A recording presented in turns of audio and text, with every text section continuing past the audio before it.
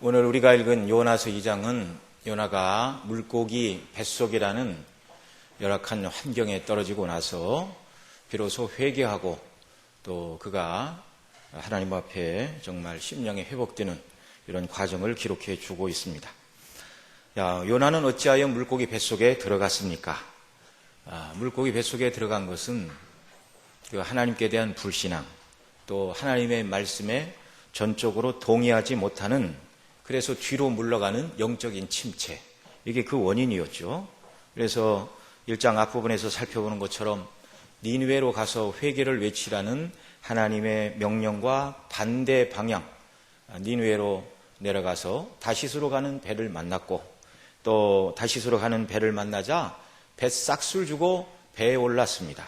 우리가 지난번에 욥바로 내려갔고 배로 내려갔고 그 네 가지 내려간 걸 말씀을 드렸죠. 그 다음에 배를 탄 다음에 배 밑층에 내려가 잠을 청하고 있는 그런 모습입니다. 이렇게 하나님의 뜻을 저버리고 배 가장 밑층에 내려가 깊은 잠에 지금 요나가 취하여 있죠. 다른 사람들은 이 폭풍이, 바람 불고 폭풍이 일어나 선원들이 배에 있는 짐들을 버리고 또 정말 목숨을 부지하기 위하여 자기들이 섬기는 신들의 이름을 부르며 어쩔 줄을 몰라고 있는데, 요나는 여전히 깊은 잠 속에 빠져 있다는 사실입니다.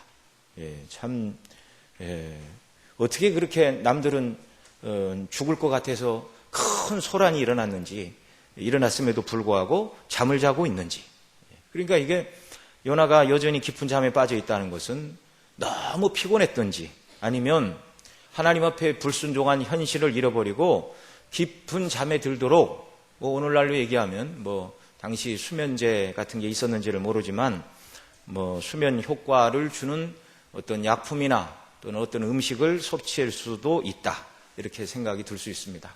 왜냐하면 지금 배에 요나 빼고 모든 사람은 지금 목숨을 구걸하게 하여 정말 어쩔 줄을 모르고 있는데 혼자 깊은 잠에 들어있기 때문에 그렇게밖에는 설명이 안 된다는 말씀이죠. 자, 이게 바로 요나가 영적인 침체로 접어들고 있는 모습을 보여주죠. 어느 길로 가야 할지 몰라서가 아니라 이미 하나님께서 가라고 하신 길을 거스렸습니다. 불순종이죠. 그리고 하나님의 말씀이 자기 생각으로 비추어 볼 때 그건 옳지 않다. 어떻게 피조물인 인생이 하나님과 다툴 수 있습니까? 어떤 경우에도 하나님은 옳으십니다. 그러니까 성경에 기록된 하나님의 말씀을 우리가 잘 이해를 못할 때는 믿음으로 받아들여야 되죠. 그래서 이런 얘기가 나오면 항상 빠지지 않는 얘기가 선택과 유기, 하나님의 작정에 대해서. 어떤 사람은 예수님 믿으면 구원받습니다. 죄사함 받고 하나님의 자녀가 됩니다. 그런데 왜 어떤 사람은 그렇게 구원받도록 하나님이 선택을 하셨고 누구는 선택하지 않으셨느냐, 이걸 가지고 나는 참 그게 납득이 안 돼서 예수님 못 믿겠다. 그럴 게 아니고 믿으면 구원해 주신다고 했으니까 나 같은 죄인에게도 구원의 기회를 하나님이 주셨다, 이걸 생각하고 정말 예수님 믿고 회개하고 그 다음에 정말 구원에 대한 소망을 주실 때 나 같은 사람을 구원해 주셨다는 은혜에 대한 감격과 기쁨과 찬미가 있어야 마땅한 것이죠.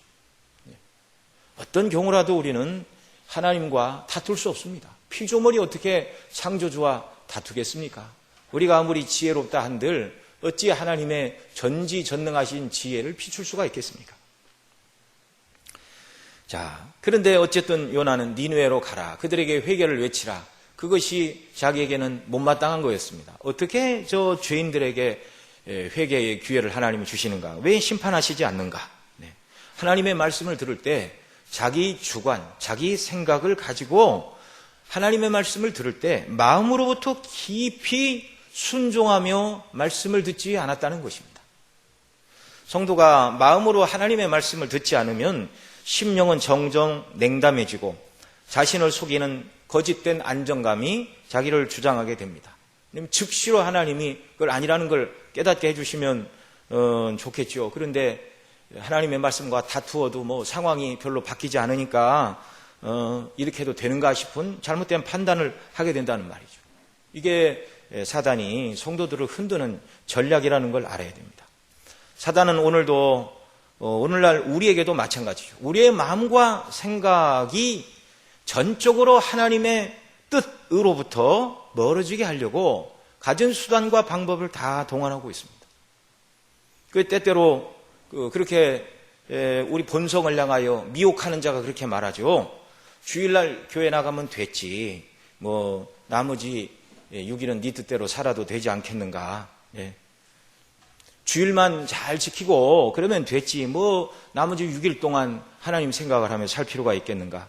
나머지 6일은 세상 사람들과 똑같이 세상에서 경쟁해야 되고 또 일해야 되고 또 싸워야 되고 돈도 벌어야 되고 그래서 먹고 살지 않겠는가. 그게 틀린 얘기 아니죠. 그러나 그런 모든 일을 하면서도 삶의 중심은 그리스도인들은 하나님께 있어야 한다는 것입니다. 그런데 우리의 신앙을 흔들려는 미혹하는 이 사단은 우리의 연약한 본성을 향하여 주일은 지켰으니 6일은 내 뜻대로 믿지 않는 사람들과 똑같이 살아도 하나님이 눈 감아 주실 거야. 이렇게 우리를 향하여 속삭이는 것입니다. 11조를 드렸으니 열의 9은 네가 원하는 것은 마음껏 해도 된다. 이 본성을 향하여 소리를 칩니다. 그러나 종교개혁자들과 신앙의 신실한 선배들은 성경이 가르치는 대로 주일을 구별하여 하나님 앞에 잘 예배하여 드렸을 뿐만 아니라 칼빈은 주일뿐만 아니라 나머지 엿새도 주일과 같은 심정으로 하나님 앞에서 살아야 된다. 그렇게 가르쳤죠. 이게 코람 데오의 정신입니다. 하나님 앞에서 예배하는 심령으로 삶을 살아가는 것. 우리에게 주신 시간, 물질 모든 것이 다 하나님의 영광을 위해서 사용하라고 주신 것인 줄 알고 청직의 삶을 살아야 되는 것이죠. 오늘 이 시대에 우리의 마음과 생각으로부터 하나님의 말씀을 멀어지게 하는 것들이 많이 있습니다. 요즘 나라를 생각하면 근심스럽고 걱정이 이만저만이 아니실 줄 압니다. 온통 국민들이 다 화가 나 있어요. 그래서 조금만 주변에서 거스리는 것만 봐도 막 다툼이 있고 참 그런 시국을 우리가 살아가고 있죠. 굉장히 사람들이 예민해 있어요. 예민해져 있고 이런 때라도 그리스도인들은 달라야 됩니다. 나라 걱정으로 화를 내고 그러기 전에 그리스도 안에서 이 모든 상황을 봐야 되고 마음을 다잡고 하나님께 기도해야 됩니다. 하나님께서 이 나라를 붙들어 주시고 정말 믿음의 사람들을 견고히 세워주시고 더욱더 복음의 영광이 충만한 나라가 되도록 하나님께서 긍휼을 베풀어 주시고 먼저 우리의 마음을 붙들어 달라고 하나님 앞에 기도해야 됩니다. 정말 우리가 주일날 교회 오면 이렇게 일주일에 한 번씩 만나는 성도들 참 반갑죠. 그러나 먼저 하나님 앞에 기도하고 예배하고 은혜 받고 그 다음 교제를 나누는 게 훨씬 더 영적으로 유익한 줄 믿습니다. 그 어떤 인생의 문제가 닥쳤다. 그러면 대부분의 세상 사람들은 사람들을 찾아가죠. 이 문제를 해결해 줄 만한 사람. 우리 주변에 우리가 당한 문제를 해결해 줄 만한 사람이 있다 할지라도 그리스도인들은 먼저 하나님 앞에 나와 기도하는 일이 있어야 될 줄로 믿습니다. 하나님 의지하지 않아도 누가 내 문제를 다 해결해 준다 그런다 할지라도 그건 바른 순서가 아닙니다. 하나님 앞에 기도해야 되죠. 하나님과 하나님의 말씀, 그리스도의 구원의 은혜와 영광에 집중하지 못하게 하는 여러 이유들이 많이죠. 어떤 경우에는 일이 너무 바쁜 분들이 있습니다. 또 이 과도한 책임감 때문에 스트레스를 받아가지고 열정을 잃어버려 정말 아무것도 하고 싶지 않은 그런 형편에 처한 분들도 있을 수 있고요. 성도가 영적인 잠에, 영적인 침체에 빠지지 않기 위해서는 하나밖에 없습니다. 마음으로 하나님의 말씀을 듣고 경외함으로 순종하는 것. 왜 그렇게 해야 됩니까? 하나님의 말씀이 저와 여러분의 심령 속에 역사하지 않으면 심령은 점점 무뎌지고 점점 침체로 빠질 수밖에 없기 때문입니다. 현재 나의 신앙은 다시스로 가는 배 가운데, 그 배가 지금 바닷속에 가라앉고 있죠. 깊은 바닷속에 가라앉고 있는 그 뱃속에서 깊은 잠에 취하여 있는 연하와 같지 않은가 한번 생각해 볼 일입니다.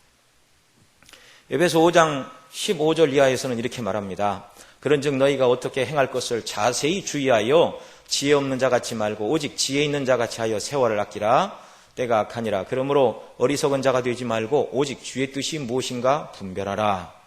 어두움 가운데 행하지 않고 빛 가운데서 주를 기쁘시게 하는 사람이 되기 위해서는 하나님 말씀에 주의하여 주의 뜻이 무엇인가를 늘 분별해야 된다, 이렇게 가르치고 있습니다. 디모데후서 4장에서도 이렇게 말합니다. 디모데에게 너는 때를 얻든지 못 얻든지 항상 힘쓰라. 범사의 오래 참음과 가르침으로 경책하며 권하라. 그러면서 말씀을 전하라, 이렇게 말하고 있죠. 자, 바른 말씀을 가르쳐야, 목회자인 디모데가 항상 바른 말씀을 가르쳐야 성도들이 그 말씀을 듣고 미혹의 때를 이길 수 있기 때문에 그렇습니다. 때가 이르니 사람이 바른 교훈을 받지 않고 귀가 가려워서 자기의 사욕을 쫓을 수송을 많이 두고 또 그 귀를 진리에서 돌이켜 허탄한 이야기를 쫓으리라, 이렇게 말하고 있습니다. 그러니 정말 날마다 우리는 하나님 말씀을 들어야 되고요. 그러니까 교회 와서 우리 성도님들이 언젠가도 그런 말씀을 드렸지만 설교자가 예화를 많이 하거나 또 시사에 재밌는 얘기를 많이 하거나 세상에서 살아가는 인생론을 말하거나 그것보다 훨씬 더 중요한 게 하나님의 말씀대로 증거하는 것이고 성도들이 그 말씀을 마음에 새기는 것입니다. 교회는 주님의 몸된 교회예요. 어느 사람의 교회가 아니고 주님의 몸된 교회이고, 설교자는 주님이 세우신 종이고, 앉아서 예배드리는 모든 성도님들은 주님의 자녀들입니다. 주님의 몸의 지체입니다. 그러니 주님의 몸된 교회에서는 주님의 말씀, 특별히 그리스도의 십자가의 복음의 영광만을 증거하기를 힘쓰고 듣기를 힘써야 되죠. 그것을 증거하는 것이 주님의 바른 종이고, 그런 말씀 듣기를 원하는 것이 바른 주님의 몸된 성도들인 줄로 믿습니다. 영적인 침체는 여러 이유들이 있을 수 있지만 주요한 원인이 하나님의 말씀을 마음을 다하여 듣지 않고 상황과 현실의 문제를 더 크게 볼 때 우리는 영적인 낙담에 떨어지는 그런 일이 흔히 있는 것이죠. 요나의 경우에는 민족과 나라를 너무 사랑하는 마음이 강해서 어떻게 저 악한 나라, 원수들의 나라에 가서 회개하라고 외칠 수가 있겠는가? 그것이 요나에게는 걸림돌이 되었죠. 어떤 사람은 세상의 명예에 대한 사랑이 너무나 커서 하나님의 말씀이 그 심령을 주장하지 못하는 경우도 있을 수 있습니다. 어떤 사람은 세상에 대한 즐거움과 애착, 이것이 너무 강해서 말씀이 심령에 뿌리를 내리지 못하는 경우도 있을 수가 있는 것이죠. 그러나 어떤 경우가 됐든 성도들의 영적인 회복은 하나님의 말씀을 다하여 듣고 말씀에 따라 하나님을 섬기며 살아가는 것입니다. 신명기 6장 4절에 보면 이스라엘아 들으라, 이렇게 말씀하죠. 이게 히브리어는 쉐마 이스라엘, 들으라 이스라엘아, 이렇게 되어 있습니다. 아주 유명한 말씀이죠. 너는 마음을 다하고 성품을 다하고 힘을 다하여 내 하나님 여호와를 사랑하라. 이 말씀이 저와 여러분의 심령을 주장하게 될 때 우리가 어떤 영적인 침체에 또 연약에 빠졌다 할지라도 이런 자세로 하나님의 말씀을 듣는 것이 영적인 회복의 시작임을 믿으시기 바랍니다. 우리 심령에 하나님의 말씀을 듣지 못하게 하는 여러 요인들이 발생을 하죠. 우리는 어떻게 해야 되는가? 나지도 목사님께서 잠깐 그런 얘기를 하셨는데, 로이즈 목사님이 영적 침체라는 책에서 이렇게 말합니다. 여러분 생애 중에 대부분의 불행이 자신에게 말하는 대신에 자신의 말을 경청함으로 기인된다는 것을 인식하고 계십니까? 그렇게 책에 쓰고 있습니다. 여러분이 아침에 일찍 일어나자마자 떠오르는 생각들을 정리해 보십시오. 여러분이 그 생각들을 고안해내지는 않았을 것입니다. 그러나 그 생각들이 여러분에게 말을 걸어오기 시작합니다. 이제 각자 사람마다 다르겠죠. 아침에 눈을 떴는데, 야, 내 형편과 처지가 지금 어떠냐?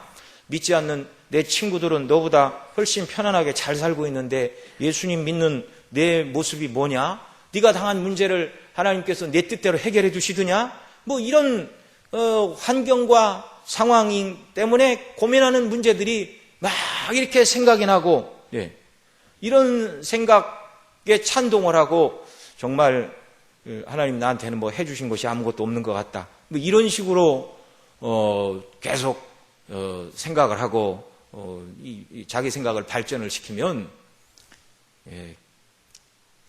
그날 하루는 정말 힘든 날이 되는 것입니다. 이런 사람의 치료 방법은 무엇이죠? 노인조 목사님이 이어서 말합니다. 자아가 당신에게 말하게 하는 대신 당신이 당신의 자아를 향하여 말하기 시작해야 됩니다. 그러니까 여러분은 자신에게 말을 걸어야 됩니다. 자신에게 설교하고 다시 물어야 됩니다. 영혼에 대하여 말해야 됩니다. 내가 어찌하여 낭망하며 무엇 때문에 불안하여 하는고. 이 침체되고 불안한 상황에서 불평하는 대신 너는 시편 기자가 말하는 것처럼 너는 하나님만 바라라. 내 영혼아 내 속에서 어찌하여 불안하여 하는고. 너는 하나님을 바라라. 전능하신 하나님이 누구신가? 나는 어떤 존재인가? 하나님 앞에 죄로 말미암아 영원한 심판과 형벌을 받아 마땅한 죄인이었는데 이런 나 같은 죄인에게 궁극적인 복락을 주시기 위하여 하나님께서 행하신 일이 무엇인가? 영원전에 택하여 주셨고 우리를 구원하시기 위하여 예수님 하나님의 아들이 우리와 같은 사람의 몸을 입고 이 땅에 오셔서 율법으로 우리가 지켜야 될 하나님의 율법에 다 순종하시고 우리가 죄값으로 죽어야 되는데 대신 예수님이 죽게 하시고 죄값을 다 감당하시고 부활하게 하심으로 말미암아 누군지 예수님 믿으면 죄사함 받고 부활의 영광에 참여하게 된다는 이 놀라운 구원의 은혜를 우리에게 베풀어 주신 그 하나님을 다시금 묵상하고 바라라는 것입니다.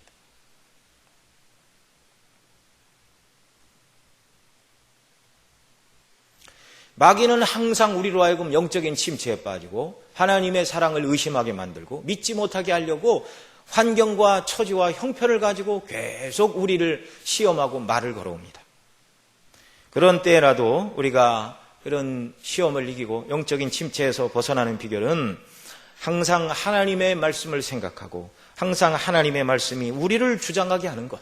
그것이 영적인 침체로부터 어둠에서 벗어나 빛으로 나가는 방법이죠. 하나님의 말씀이 저와 여러분의 심령을 주장할 때 그때 정말 마음과 뜻과 정성과 힘을 다해 하나님을 사랑하게 되는 줄로 믿습니다. 자, 오늘 우리가 읽은 요나서 2장에 기록된 요나의 기도는 물고기 뱃속에서 드린 기도이죠. 1장 15절에 보면 선원들이 요나를 들어 바다에 던짐에 바다에 뛰노는 것이 곧 그친지라 이렇게 말하고 있죠. 그러니까 이제 요나를 들어서 바다에 던진 선원들 입장에서는 일단락이 됐습니다. 죽을 것 같은 이 풍랑이는 바다에서 요나를 던졌더니 잔잔해지고 이제 우리 목숨은 건졌구나. 근데 그 배에 타 있던 사람들은 요나를 위하여 하나님이 물고기를 예비하셨는지 어쨌는지 그런 건 모르죠. 요나 한 사람 죽고 불순종한 요나 한 사람 죽고 우리는 목숨을 건졌구나. 그렇게 생각을 했겠죠. 그러나 요나 개인에게 있어서의 이야기는 이제 물고기 뱃속에 들어간 때부터 시작이 되는 것입니다. 요나 자신도 하나님께서 물고기를 예비해 놓으셨으리라고 생각도 안 했겠죠. 정신없이 물에 빠지고 정신을 찾아보니 물고기 뱃속입니다. 3일 3야 고통스러운 시간은 요나에게 자신을 돌아보게 하는 매우 유익한 시간이었습니다. 1장에서 바다에 던져질 때까지만 해도 요나는 회개하지 않았죠. 내가 바닷속에 던져져 죽을지라도 니느웨로는 갈 수 없다. 저 원수들에게 하나님께 회개하라는 말을 할 수는 없다. 하나님께서 니느웨에 가서 회개를 외치지 않는 나의 이 죄를 인하여 나를 죽이신다면 하나님의 공의로 니느웨는 마땅히 멸망받아야 합당하다. 그렇게 생각을 하고 굳은 마음으로 바다에 던져질 때까지 회개하지 않던 것이 요나였습니다. 그런데 3일 3야를 물고기 뱃속에 거하면서 이제 사람이 바뀌고 있죠. 물고기 뱃속에서 요나는 자신의 불순종과 악한 마음으로 하나님을 대적했음에도 불구하고 하나님이 자신을 죽이지 않고 물고기 뱃속에서 생명을 유지하게 하신 하나님의 사랑을 그가 깨달았을 것입니다. 이렇게 불순종한 나에게도 하나님이 다시 기회를 주시고 나를 건져주시는구나. 하나님의 사랑과 함께 그러나 또 물고기 뱃속은 그렇게 좋은 환경이 아닙니다. 물고기 뱃속은 저와 여러분이 들어가 보지 않았다 할지라도 사람이 살기에 아주 열악하기 짝이 없는 곳이죠. 안락한 보금자리가 아닙니다.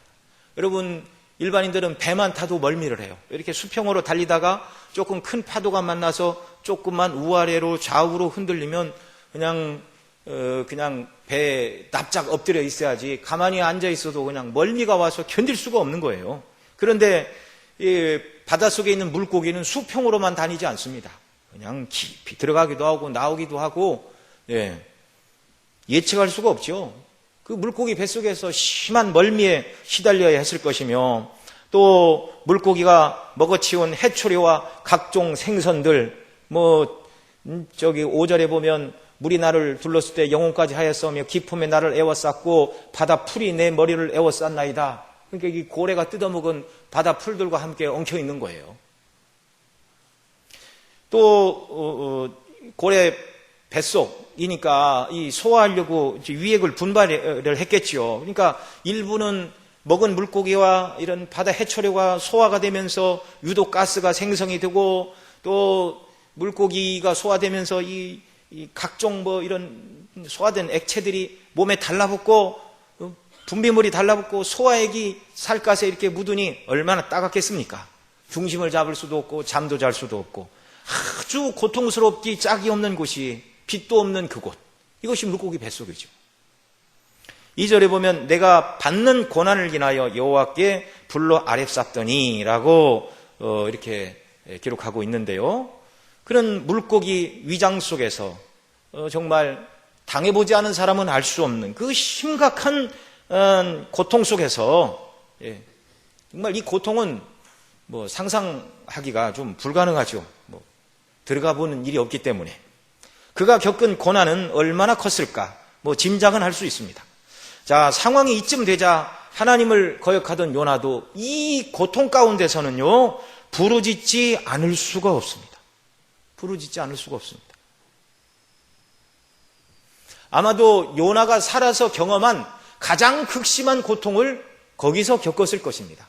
아마 요나의 생전에 아마 지옥이 있다면 여기겠다, 그렇게 느꼈을 만한 곳이 물고기 뱃속이었을 것입니다. 그리고 한편으로 또 생각을 했겠죠. 하나님을 거스리고 믿지 않는 불신앙에 빠져 있는 자들이 영원한 지옥 형벌에 떨어지게 된다면 지금 내가 당하는 고난에 비길 수가 있겠는가? 살려주신 은혜에 대해 감사하고 현재 당하고 있는 그 열악한 환경의 고통을 인하여 하나님 앞에 부르짖고 정말 절절한 기도를 드리지가 않을 수가 없는 것이죠. 여기 대부분 이렇게 어르신들, 자녀를 키우신 분들이 많이 있는데, 그 부모님들이 제일 마음 아파하는 게 자녀들이 아프고 그럴 때이죠. 자녀들이 아프면 내가 대신 아팠으면 좋겠다. 또 몸에 상처가 났거나 병이 있거나 또 마음으로 인하여 고통하는 일이 있을 때라도 대신 아프면 좋겠다. 내 자신이 아플 때는 마음이 쓰이지 않다가도 자녀들이 이렇게 아프고 고통스러울 때는 부모들의 마음이 굉장히 많이 녹아내리죠. 그리고 하나님을 부를 수밖에 없습니다. 지푸라기에 불과한 인생이 하나님과 다투었다는 사실을 인하여 요나는 회개하지 않을 수가 없었습니다. C.S. 루이스라는 이 기독교 유명한 작가가 있죠. 그분은 이렇게 말했습니다. 하나님은 우리들의 안락 속에서는 속삭이시고 양심을 통해서는 조금 크게 말씀하십니다. 그러나 우리들의 고통을 통해서는 소리를 지르십니다. 근데 다 경험적으로 이해가 되는 말씀인 줄 믿습니다. 고난은 성도의 영적인 잠을 깨우는 하나님의 자명종이라는 말이죠. 성도가 영적으로 성숙하여 평안과 형통의 때에 하나님이 주신 은혜를 고스란히 간직하고 있을 때 하나님을 더욱 찾고 순종하면 얼마나 좋겠습니까? 저와 여러분 모두가 더더욱 이런 사람들이 되시기를 바랍니다. 그런데 사람은 연약하여 자기 길로 가다가 때때로 결국 고통 후에 회개하고 돌아오는 경우가 있죠. 저와 여러분은 요나와 같지 않기를 바랍니다. 처음부터 순종하는 믿음의 사람으로. 하나님은 불순종하는 자들을 더 큰 죄악을 행하지 않도록 내버려 두시지 않고 또는 그런 불신앙의 죄악 가운데서 멸망당하지 않도록 하나님께서는 고통과 고난으로 다시 당신의 백성들을 부르십니다. 불가항력적인 은혜, 이게 칼빈주의 5대 교리 중에 하나인데요. 정말 택한 백성들 자들에게는 하나님 내 뜻대로 하겠습니다라고 뛰쳐나간다 할지라도 하나님은 방법이 많죠. 수도 많고 하나님의 능력은 크시고 하나님의 손은 전능하십니다. 어떤 형편과 방법을 통해서 일지는 모르지만 정말 거역하고 뛰쳐나가는 자들을 요나 같은 경우에는 물고기 뱃속에서 그 고난의 현장 속에서 자기 자신을 돌아보고 회개하며 회복하게 하시는 그런 은혜를 주신다는 말이죠. 자, 이런 면에서 볼 때 고통은 하나님의 은혜로 나아가게 하는 출구입니다.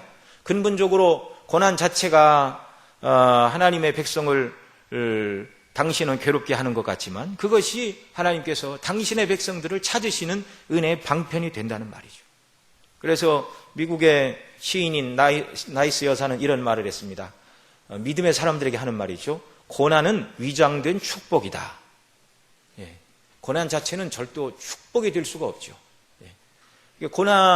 고난은 위에는 고난이라는 가면이 있는데 그 가면을 벗기고 보면 그 속에는 축복이 들어있다 그 말이죠. 고난의 때, 다른 말로는 은혜를 주시기 위하여 우리를 찾으시는 하나님의 축복이 위장된 형태로 나타내는 고난의 때에 성도들은 어떻게 해야 되는가? 어떻게 해야 될까요? 즉시 무릎 꿇고 하나님 앞에 엎드려야 됩니다. 회개해야 됩니다. 작은 고난을 주셨는데 회개하지 않고 또 버티고 있습니다. 그러면 어떻게 될까요? 더 큰 파도가 오죠. 결국 하나님은 저와 여러분이 잘못된 길로 갈 때 반드시 하나님은 항복을 받아내시고 회개하게 하시는 분인 줄 믿으시기 바랍니다. 왜요? 영원전에 구원하시기로 작정하시고 택하셨기 때문에 전혀 값어치 없는 저와 여러분을 위하여 존귀하신 하나님의 아들, 당신의 아들의 보배로운 피가 흘려졌고 이미 예수님 믿을 때 보배 피로 우리를 죄를 싹 씻으시고 믿는 그 순간 우리를 의롭다 하시고 자녀로 인쳐 놓으신 그 하나님의 놀라운 구원의 사건, 그리스도의 보배로운 피 때문에 결국 하나님께서 저와 여러분을 정말 순종하지 않는 때가 있다면 고난을 통해서라도 반드시 회개하고 돌이키게 하고 믿음으로 살아가도록 하나님께서 저와 여러분을 찾으신다는 사실을 기억하시기 바랍니다.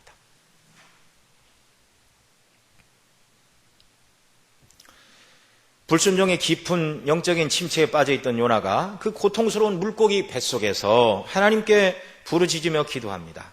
그런 면에서 볼 때 물고기 뱃속에서 요나가 당한 고난은 이제 영적인 유익이 되고 있죠. 요나에게 닥친 고난은 요나의 굳은 마음이 깨어지는 순간을 가져왔고 정말 그 죽음의 순간, 물고기 뱃속에서 들어간 그 위기의 순간은 결국 하나님께로 돌이키게 하는 통로가 되었다는 말입니다. 요나의 기도가 요나서 2장에 쭉 기록이 되고 있는데요. 여러분 성경을 이렇게 보시면 2장 2절부터는 다른 그렇지 않은 성경도 있겠지만 2장 2절부터 9절까지는 이렇게 한 칸이 이렇게 들어가 있어서 편집이 되어 있는 게 정상입니다. 어떤 경우에 이렇게 한 칸을 밀어서 편집을 하냐면 시, 성문법이라고 그러죠. 그러니까 시편의 시처럼 그것은 이제 문단을 다 채우지 않고 이렇게 줄을 띄워서 이렇게 맞추잖아요. 그러니까 시를 편집할 때는 앞에 한 칸을 이렇게 밀어가지고 이렇게 쭉 편집을 해놓습니다. 그러니까 요나서 2장 여러분이 가진 성경은 어떤지 모르지만 이렇게 2절부터 보면 앞에 한 칸이 이렇게 쭉 들어가 있어요. 그러니까 2절부터 9절까지는 시입니다. 시. 그런데 요나가 물고기 뱃속에서 그냥 영감이 대단해서 갑자기 시를 진 건 아니고 대부분 시편에 있는 구절들을 가지고 기도하고 있어요. 요나가 선지자였기 때문이기도 하지만 구약의 하나님의 백성들은 늘 이 시편을 가까이 하고 살았다는 것을 우리가 기억을 해야 됩니다. 근데 오늘날 현대 그리스도인들은 너무 바빠요. 볼 것도 많고. 어떻게 보면 예전 백성들이 훨씬 더 영적이었죠. 늘 대부분의 유대인들은 오래도록 신앙생활하는 사람들은 율법을 거의 다 외울 정도로 회당에 있던 유대인들은 거의 토라는 다 외울 정도로 계속 암송하고 읽고 이렇게 해서 시편에 있는 말씀도 마찬가지죠. 여러분 요나 이 선지자가 뭐 성경을 들고 가다가 성경을 들고 물고기 뱃속에 들어갔겠습니까? 깜깜한 물속이 뱃속에서 뭐 시편을 펴가지고 이런 기도를 했겠어요? 그렇지 않아요. 다 머릿속에 기억되고 입력된 말씀들입니다. 그래서 2절에 기록된 내가 받는 고난을 인하여 여호와께 불러 아뢰었더니 주께서 내게 대답하셨고 내가 수월의 뱃속에서 부르짖었더니 주께서 나의 음성을 들으셨나이다. 내가 환난 중에 여호와께 부르셨으니 내게 응답하셨도다. 이것이 시편 120편 1절에 있고요. 또 3절에 있는 말씀은 시편 42편 7절에 있는 주의 폭포 소리에 깊은 바다가 서로 부르며 주의 파도와 물결이 나를 엄몰하도소이다. 이 말씀을 가지고 3절을 기도하고 있고 4절은 시편 31편 내가 경겁한 중에 말하기를 주의 목전에서 끊어졌다 하였사오나 내가 주께 부르짖을 때에 주께서 나의 간구하는 소리를 들으셨나이다 라고 이 하나님의 말씀을 인용해서 그렇게 기도하고 있습니다. 5절은 시편 69편 1, 2절, 9절은 시편 3편 8절.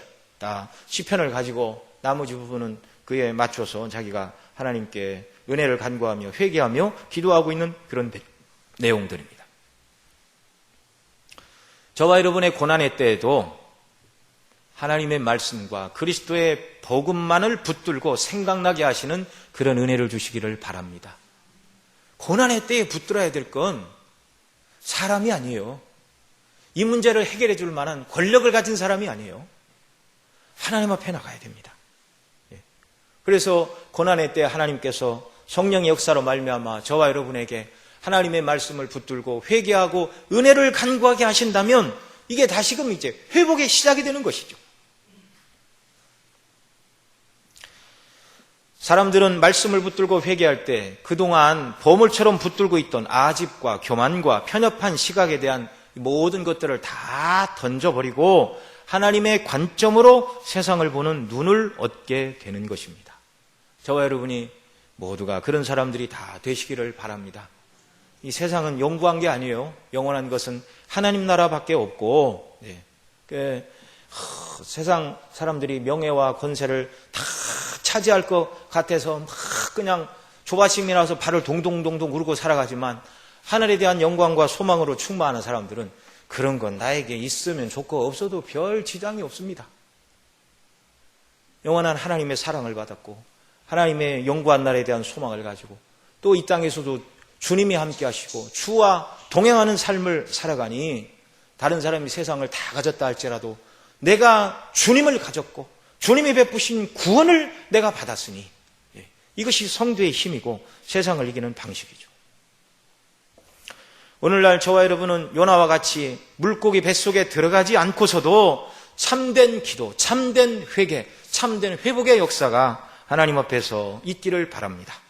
C.S. 루이스가 말한 대로 고난을 통하여 하나님이 소리치시지 않으시고 안락한 가운데 속삭이는 말씀으로 우리에게 다가오신다 할지라도 그 말씀을 잘 듣고 순종함으로 고난을 자초하지 않고 정말 순풍에 돛달듯이 하나님이 주시는 은혜 가운데 복된 신앙생활을 영위하는 이런 역사가 저와 여러분에게 넘쳐나기를 바랍니다.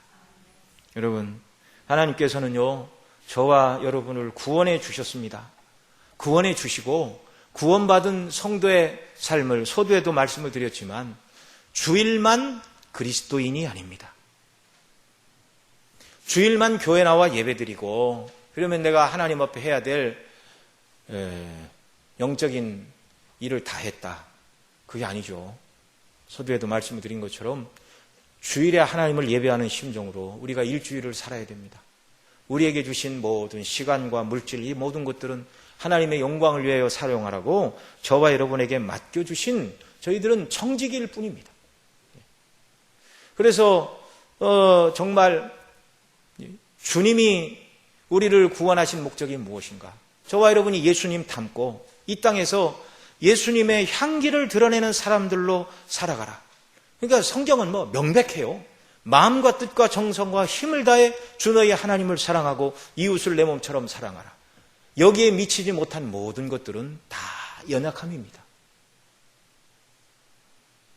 그리스도의 장성한 분량까지 저와 여러분이 자라나야 될 목표인데 물론 이 땅에서 그 목표를 다 이룰 사람은 아무도 없어요. 그러나 넘어진다 할지라도 다시금 일어나 우리가 추구해야 될 목표는 그리스도의 장성한 분량입니다. 다시금 믿음으로 회복하고 하나님의 말씀을 붙들고 영적인 분투, 하나님의 도우심과 은혜를 간구하고, 그래서 이 세상 가운데 그리스도인들이 빛으로 드러나는 이런 역사가 우리에게 있기를 바랍니다. 오늘날 현대 그리스도인들을 이렇게 사람들이 왜 그리스도인이 이 땅에 많이 있으면서 세상의 빛과 소금이 되지 못하는가? 그리스도인들의 삶의 표준이 너무 낮아요. 성경이 말하는 그리스도인의 수준은 하나님이 이 그리스도의 장성한 분량이라고 말씀하고 있는데, 여러분, 저와 여러분은 예수님을 믿는다고 말은 하지만 정말 주님께서 기대하시고 원하시는 모습으로 교회를 섬기고 가정을 섬기고 직장에서 일터에서 다른 사람들에게 주님을 드러내는 그런 거룩한 성도로서 표준을 붙들고 살아가고 있는가, 이걸 한번 점검해 볼 일입니다. 더 나아가 정말 하나님께서 기뻐하시지 않는 잘못된 것을 붙들고 있다면 회개해야 됩니다. 왜요? 결국 하나님은 물고기 뱃속에서 요나의 항복을 받아내시고 회개하시고 그를 회복시켜 주신 것처럼 그리스도 안에서 저와 여러분을 사랑하사 그 아들의 피로 우리를 구원해 주신 하나님께서 저와 여러분을 향한 그 기대감과 사랑이 여전하다는 사실입니다.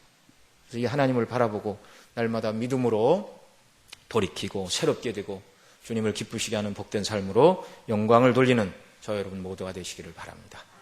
기도하시겠습니다. 사랑하시는 아버지 하나님, 고맙고 감사합니다. 귀한 주님의 날 또 이렇게 함께 모여 예배하며 영광을 돌리게 하시니 너무나 감사합니다. 우리가 그리스도의 보배 피로 죄사함을 받은 존귀한 하나님의 자녀들이 되었습니다. 그저 예수님 믿기만 하면 구원받았으니 세상에서 너희들 뜻대로 살아라, 하나님 그렇게 말씀하신 적이 없습니다. 누구든지 나를 따라오려거든 자기 십자가를 지고 자기를 부인하고 자기 십자가를 지고 날마다 나를 따르라 말씀해 주셨는데, 주님이 가신 그 복된 길을 저희들도 따라갈 수 있도록 마음과 뜻과 정성과 힘을 다해 하나님을 사랑하게 하시고 이웃을 내 몸처럼 사랑하게 하시고 하늘의 영광스러운 그 거룩한 표준을 붙들고 이 땅을 살아가는 저희 모두가 되도록 은혜로 주장하시고 역사하여 주옵소서. 사람의 능력으로 안 되고 결심으로 안 되는 일입니다. 성령 하나님, 날마다 저희들을 붙들어 주시고 말씀으로 깨우쳐 주시고 은혜로 인도하여 주옵소서. 이 모든 말씀 우리 구주 예수님의 이름으로 기도드립니다.